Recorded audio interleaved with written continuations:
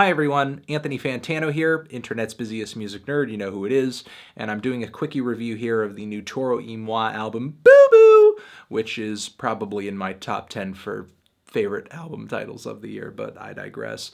Toro y Moi is the long-running musical project of producer, multi-instrumentalist Chaz Bundick. You most likely are aware of his output by now. He was an early pioneer of the whole chillwave genre, jumped on to, other waves, other sounds, other trends moving forward with Underneath the Pine and his subsequent albums. His last record, I loved quite a bit. He sort of went into a little bit of a psych pop direction on that album, and some of his best songwriting, in my opinion, turned up on that record. Not an album, in my opinion, that was as steeped in just kind of like groovy, vibey pastiche as some of his other albums. And I was kind of hoping that he would move forward, sort of honing in on his songwriting, flexing those songwriting muscles with his subsequent records, with his following records. However, on this new album over here, I feel like he's kind of folding to aesthetics again on this thing. I feel like a lot of what this record has to offer, a lot of what Boo Boo has to offer, just kind of boils down simply to the vibe and the sound of the record, with the songwriting just kind of being so-so, based off of some, mediocre vocal improvisations or something like that, or just kind of whatever was coming vocally to Chaz's head. A lot of the lyrics come off a little cheesy, probably tongue-in-cheek, but still, cheesy nonetheless. The overall musical style of the record is very much like a chill, laid-back, steamy, neon-colored, dark, nocturnal, set back in the 80s. Maybe it's in Miami, sort of synth-funk vibe. Again, it is very vintage. It is very nostalgic. I would say chillwave fans will probably find some enjoyment in this. Vaporwave fans will probably find some enjoyment in this, if you can get past the fact that there's not anything super abstract about what Chaz is doing here. What Chaz is doing on this record actually sounds like, if it had come out in the 80s, what would have been source material for some kind of vaporwave edit or remix or something. So anyway, again, a lot of cool, milky bass lines on this thing. Very simple, but head-bobbing drum machines, some nice synth patches on here as well. Chaz's vocals are, as okay as they've ever been. He's never been one of my greatest, or my favoritist, or rather, my favorite singers. Excuse me.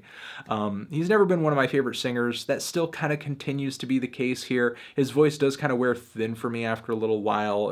He sort of tends to have the same kind of nasally, high-pitched tone that doesn't do that much for me. I would say his voice actually wears even thinner than usual when he does jump on a track where he just slathers his voice in auto-tune, which, in theory, I don't think is actually a bad thing. There is something kind of experimental and odd and very unexpected about it over these types of instrumentals. It's like I'm listening to some kind of old, 80s slow jam mixed with Kanye's 808s and Heartbreak. It's actually kind of cool to hear those two worlds collide, but again, I don't think Chaz brings his best songwriting on these tracks to really kind of make these two ideas come together into something that's like really, truly exciting. There are a lot of tracks on here that sort of seem to harp on a single groove or an idea, and Chaz just kind of strings that out until he just kind of fades the song out, again, kind of leaving me feeling like this is more of a vibe record. This is more of a motif record. This is more of an 80s funky, synthy pastiche kind of record. This isn't the kind of album where Chaz is like really like, ooh, here's a strong tune with an amazing chorus, a verse that has, a distinct personality from that hook. So, there's kind of a good contrast there, and that's the thing, there's not like a whole lot of structure and build-ups to a lot of these songs too. Much of it, again, comes down to the groove, the vibe, the laid-back kind of dreamy, nocturnal, sexy feel of the album. And the thing is, if you're looking for that in a record, you're going to love the hell out of this thing. For me, a vibe, an aesthetic, a style, a sound is good, but I'm looking for something a little bit more in terms of like songwriting substance, And again, not to knock this album entirely, I do think if, you just kind of want some vibe music, something that sounds kind of vintage, kind of, a little bit, what's the word I'm looking for?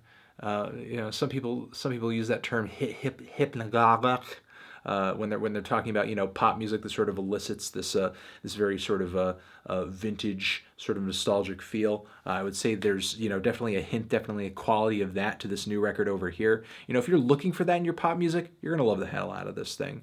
I wouldn't not recommend it, but I would say that the album doesn't necessarily hold up to really close scrutiny, very close attention. It's very much something that you just kind of put on in the background. Sounds very pretty, sounds very funky, puts on a dark, old school vibe. And, if you're looking for some mood music like that, you're going to dig Boo Boo. So, yeah, there you go. Those are my thoughts on the record. Here is my review of Chaz's last Toro album, right next to my head over here that you should check out. Dug that record quite a bit. And I will see you guys in the next video. Thank you for watching. You're the best. Love you, forever.